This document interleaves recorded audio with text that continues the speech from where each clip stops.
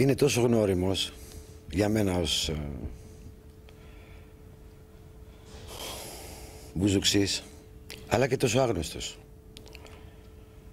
Αυτό που βρίσκω φοβερά ενδιαφέρον στο Χιώτη είναι αυτό που μου είναι άγνωστο. Και πιστεύω ότι θα μου είναι πάντα άγνωστο.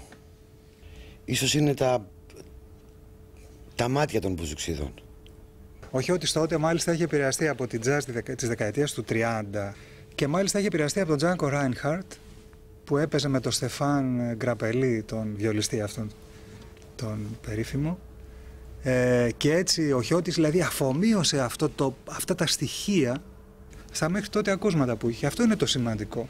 Πάρα πολλοί βέβαια άνθρωποι μέσα στο ελαφρό τραγούδι προσπαθήσαν να ενώσουν τη jazz με την ελληνική μουσική.